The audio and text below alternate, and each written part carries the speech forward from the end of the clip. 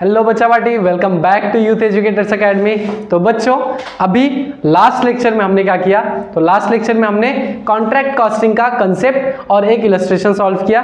अब बारी है कॉन्ट्रैक्ट कॉस्टिंग के कुछ और कंसेप्ट के इलस्ट्रेशन के साथ सॉल्व करने की। ठीक है, तो अभी हम ट्राई करेंगे इस लेक्चर में 2 इलस्ट्रेशन सॉल्व करने का और उसमें कुछ नए कंसेप्ट सीखने की कोशिश करेंगे। ठीक है, तो आइए हम लोग पहला इलस्ट्रेशन सॉल्व करते हैं। तो मनन प्रकाशन से मैंने इलस्ट्रेशन नंबर 10 लिया है।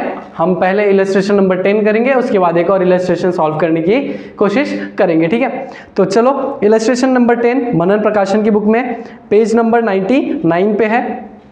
तो पहले क्वेश्चन पढ़ते हैं। यहाँ पे दिया Messrs aircraft builders undertook a contract for contract price of ₹60 lakh. मतलब एक मेसर्स एयरक्राफ्ट बिल्डर्स थे जिन्होंने एक कॉन्ट्रैक्ट लिया। कॉन्ट्रैक्ट प्राइस कितना था? 60 lakh rupees. And commences the work on 1 July 2013। काम कब शुरू हुआ? तो 1 जुलाई 2013 को स्टार्ट हुआ है। The following particulars are available for 9 month ended 31 March 2014। तो कॉन्ट्रैक्ट का जो इंफॉर्मेशन दिया 9 मंथ का दिया है। कॉन्ट्रैक्ट अभी तक खत्म नहीं हुआ है, उसके पहले 9 मंथ के इंफॉर्मेशन हमें दे रखा है। आगे देखो इंफॉर्मेशन में क्या दिया है? Materials issued from stores. 4 lakh का मटेरियल हमने स्टोर से ही इशू किया है कॉन्ट्रैक्ट के लिए। मटेरियल्स बॉट डायरेक्टली, मतलब डायरेक्टली खरीद के मटेरियल हमने कॉन्ट्रैक्ट में कितना डाला? 20 लाख 50,000 का। वेजेस पेड है 19 लाख का। डायरेक्ट एक्सपेंसेस है 3 लाख का। एस्टेब्लिशमेंट चार्जेस है 1,50,000। प्लांट है 6,50,000 का। सब कॉन्ट्रैक्ट चार्जेस मतलब क्या होता है? हमने कॉन्ट्रैक्ट लिया था, उसमें कोई एक पर्टिकुलर काम, कॉन्ट्रैक्ट का कोई एक पर्टिकुलर काम हमने किसी और को सब कॉन्ट्रैक्ट कर दिया था। मतलब जैसे आप आउटसोर्सिंग नहीं करते हो, तो वैसे सब कॉन्ट्रैक्ट कर दिया था और उसका कुछ चार्जेस लगा है। हमारा कितना है? 1 लाख रुपीज। उसके बाद स्क्रैप सोल्ड, हमारे पास कुछ स्क्रैप आए थे कॉन्ट्रैक्ट से, तो हमने उसे सेल कर दिया था, उससे हमें मिले थे 30,000 रुपीज। फिर वर्क सर्टिफाइड कितना है? 50 लाख रुपीज। और एडिशनल इंफॉर्मेशन दिया है।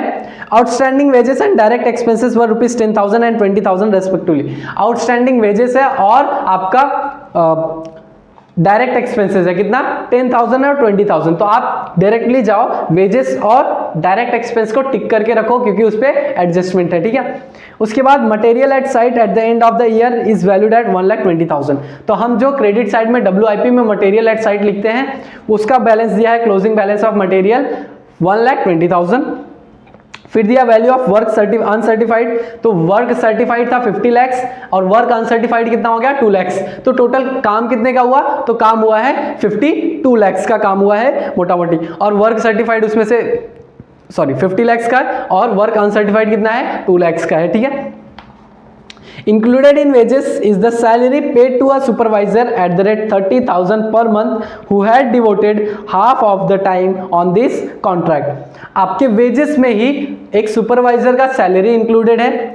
अब उसका सैलरी कितना है? तो सैलरी जो सुपरवाइजर का है वो है 30,000 पर मंथ, और वो हमारा आधा काम हमारे मतलब आधा टाइम हमारे कॉन्ट्रैक्ट में डिवोट किया है। मतलब कि 15,000 पर मंथ जाना चाहिए उसका।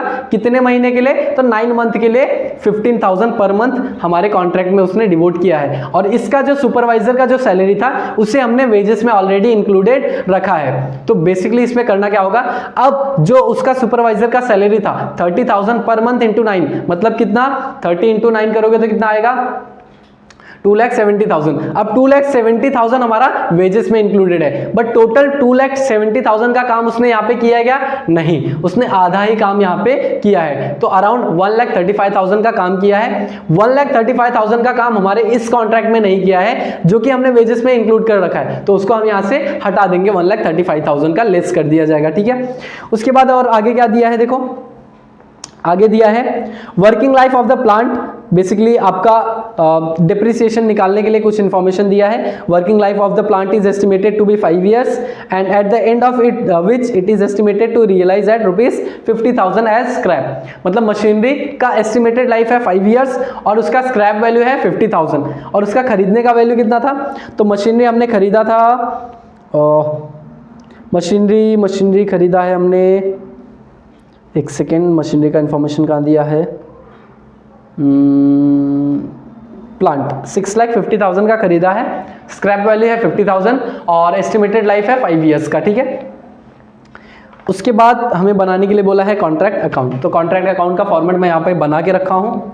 तो अब हम करेंगे क्या, तो सबसे पहले हम लोग स्टार्ट करते हैं, इंफॉर्मेशन पुट करते हैं क्वेश्चन में। तो हमें दिया है मटेरियल इशूड फ्रॉम स्टोर। तो मटेरियल यहाँ पे लिखो टू मटेरियल इशूड, तो यहाँ पे स्टोर से कितना किया है एंड परचेस कितना हुआ है।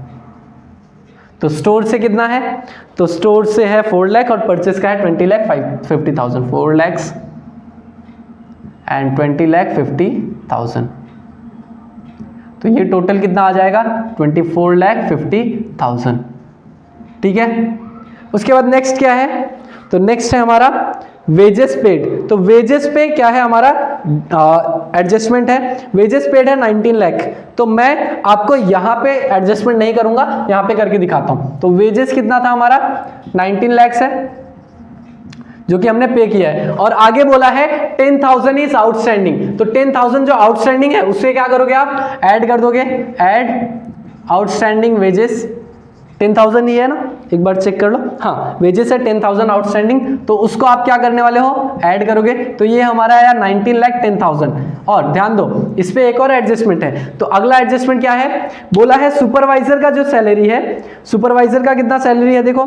तो सुपरवाइजर का सैलरी है 30,000 per month for 9 month who had devoted half of the time on the contract. अब 30,000 इंटू 1/2, क्योंकि आधा काम यहाँ पे किया है, आधा कहीं और किया है, तो इज इक्वल्स टू 15,000 आ रहा है।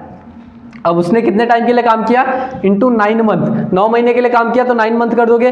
तो 15,000 इंटू 9 मंथ करो, कितना आ रहा है, तो 1,35,000 का हमारा जो सुपरवाइजर का सैलरी होना चाहिए था कॉन्ट्रैक्ट के लिए, वो कितना है 1,35,000 है। बट उसने कितना टाइम यहाँ, कितना हमारा सैलरी जो सुपरवाइजर का सैलरी था वेजेस में कितना इंक्लूडेड है, बोला कि वेजेस में पूरा का पूरा सैलरी इंक्लूडेड है, मतलब उसका 30,000 इंटू 9 मंथ्स, तो 2,70,000 पूरा का पूरा इसमें हमने इंक्लूड कर रखा है वेजेस में। बट पूरा का पूरा यहाँ पे कॉन्ट्रैक्ट में यूज हुआ है क्या, नहीं, कॉन्ट्रैक्ट में कितना हुआ यूज हुआ है 1,35,000, और बाकी 1,35,000 कहाँ का है, दूसरे किसी कॉन्ट्रैक्ट का होगा, कहीं और का होगा, है ना।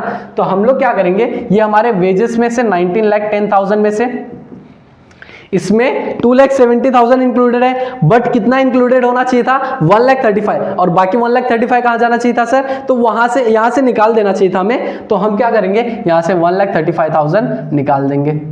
तो 1,35,000 माइनस करो, 19,10,000 माइनस 1,35,000, तो ये आ रहा है हमारा 17,75,000। तो एक्चुअल में हमारा वेजेस कितना होना चाहिए था, 17,75,000 होना चाहिए था। तो यहाँ पे मैं वेजेस दिखा दूंगा, टू वेजेस 17,75,000। अब आपको क्या करना है, ये जो कैलकुलेशन होगा आपको वर्किंग नोट में अच्छे से दिखाना पड़ेगा, या फिर आप यहाँ पे भी कर सकते हो, बट वर्किंग नोट में करोगे तो ज़्यादा बेहतर रहेगा, क्योंकि आपको वहाँ पे मिस्टेक नहीं होगी, और यहाँ पे अगर कोई भी मिस्टेक हो जाएगा तो अमाउंट का ज़्यादा दिक्कत हो जाएगा। ठीक है। उसके बाद क्या बोला है आपको, नेक्स्ट है डायरेक्ट एक्सपेंसेस। डायरेक्ट एक्सपेंसेस कितना है 3 लाख है, और आपको याद है डायरेक्ट एक्सपेंसेस पे भी क्या है आपका, डायरेक्ट एक्सपेंसेस पे भी एडजस्टमेंट है। डायरेक्ट एक्सपेंसेस हमारा है 3 लाख और बोला है आउटस्टैंडिंग है 20,000, तो डायरेक्ट एक्सपेंस हमारा 3 लाख रुपीज है, और साथ में 20,000 का क्या है आउटस्टैंडिंग है, तो हमारा 3,20,000 हो जाएगा। तो यहाँ पे मैं क्या लिखूंगा, टू डायरेक्ट एक्सपेंसेस 3,20,000। यहां तक समझ में आया। नेक्स्ट क्या है, नेक्स्ट बोला है एस्टेब्लिशमेंट चार्जेस। तो एस्टेब्लिशमेंट चार्जेस कितना है 1,50,000, तो यहां पे क्या लिखोगे, टू एस्टेब्लिशमेंट चार्जेस 1,50,000। नेक्स्ट क्या है आपका, नेक्स्ट है प्लांट। तो प्लांट का हम लोग यहाँ पे प्लांट के अकॉर्डिंग नहीं करेंगे, हम लोग क्या करेंगे डेप्रिसिएशन डायरेक्टली लिखेंगे। तो प्लांट का अमाउंट कितना है 6,50,000 है, स्क्रैप वैल्यू है 50,000। अब वापस से इसको डिटेल में करके नहीं दिखाऊंगा, लास्ट लेक्चर में मैंने डिप्रिसिएशन कैसे निकालना है बहुत ही डिटेल में दिखाया है, ठीक है। अब डिवाइड बाय क्या कर दोगे 5 ईयर्स, 5 ईयर्स इसका एस्टिमेटेड लाइफ है, तो कितना आ जाएगा 6 लाख डिवाइड बाई 5 1,20,000। अब ये 1,20,000 हमारा पूरा साल भर का है, पूरे 12 महीने का है, हमें 9 महीने का चाहिए, तो डिवाइड बाई 12 इंटू 9 तो आ जाएगा 90,000। एक सेकेंड रुक जाना तो हाँ, तो हमारा डिप्रिसिएशन आ गया प्लांट पे 90,000 का है, तो यहाँ पे टू डिप्रिसिएशन कितना 90,000 आ जाएगा। नेक्स्ट क्या है, तो नेक्स्ट है सर सब कॉन्ट्रैक्ट चार्जेस, तो सब कॉन्ट्रैक्ट चार्जेस 1 लाख का है, तो टू सब contract charges 1 lakh rupees. Next scrap sold, हमने कुछ स्क्रैप मिला था हमें कॉन्ट्रैक्ट से, उसका हमने सेल किया, उसे सेल करने के बाद हमको पैसा मिला, तो यहां पे क्या लिखोगे, बाय स्क्रैप सोल्ड, कितने का है 30,000 का है, तो 30,000 लिख दो यहां पे। नेक्स्ट क्या है आपका, नेक्स्ट है वर्क सर्टिफाइड, तो यहां पे आपको क्या लिखना है, by WIP material at site, ये आपका हमेशा हर जगह पे आएगा, work certified, work uncertified.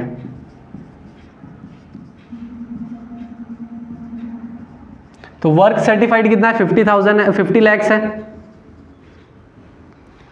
Material at site भी दिया है हमें, तो मटेरियल एट साइट, हाँ हमारा फर्स्ट एडजस्टमेंट भी हो चुका है। मटेरियल एट साइट कितना है हमारा 1,20,000, तो यहां पे लिख दूंगा 1,20,000। मटेरियल एट साइट हमारा है 1,20,000। नेक्स्ट है अगला एडजस्टमेंट, देखो वर्क अनसर्टिफाइड कितना है 2 लाख, तो वर्क अनसर्टिफाइड 2 लाख, यहां तक हो गया। और कुछ बचा क्या, हमने डी एडजस्टमेंट भी कर लिया है, उसके बाद हमारा एडजस्टमेंट नंबर ई भी खत्म हो चुका है। अब हमें क्या करना है, अब हमको बस यहाँ पे नोशनल प्रॉफिट निकालना है, तो नोशनल प्रॉफिट निकाल लेते फटाफट। तो नोशनल प्रॉफिट कैसे निकालोगे, डेबिट का टोटल करो, क्रेडिट का टोटल करो, डेबिट का टोटल कितना आ रहा है और क्रेडिट का टोटल कितना आ रहा है देखो। तो क्रेडिट का 52 लाख 53 लाख 50,000 आ रहा है, क्रेडिट का टोटल आ रहा है 53 लाख 50,000।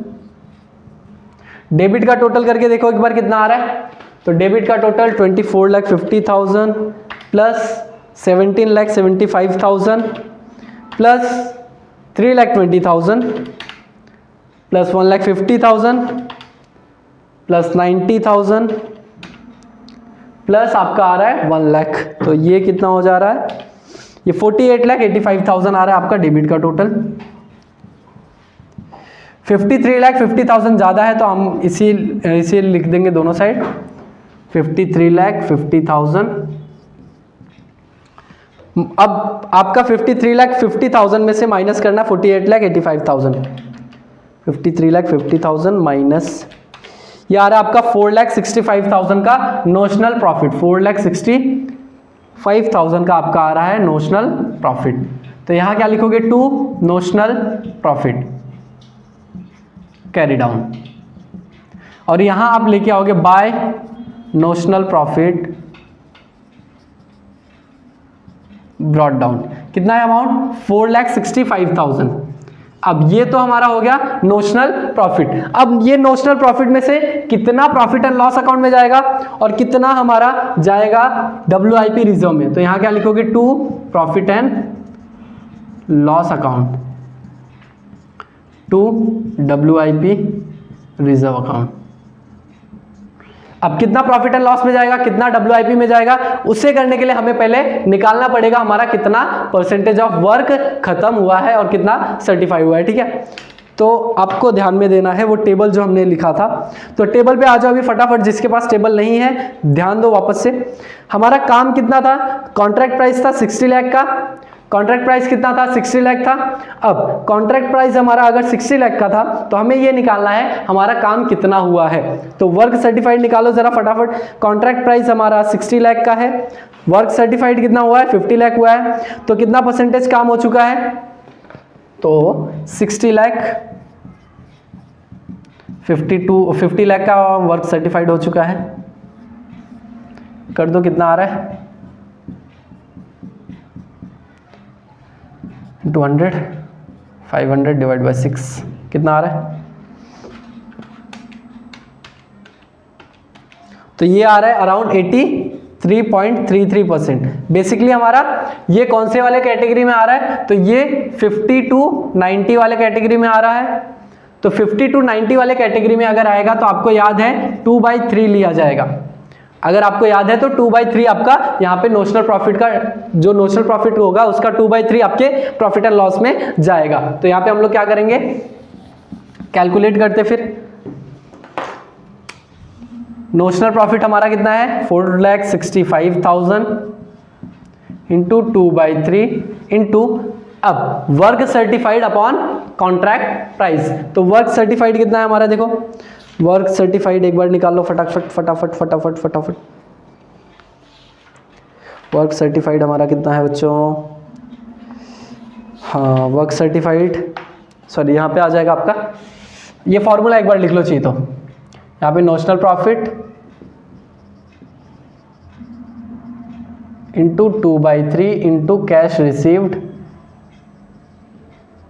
Upon work certified. अब कैश कितना रिसीव हुआ है दिया है क्या हमें क्वेश्चन में? एक बार देखो इलस्ट्रेशन 10 में क्वेश्चन में दिया है क्या, कितना कैश रिसीव हुआ है?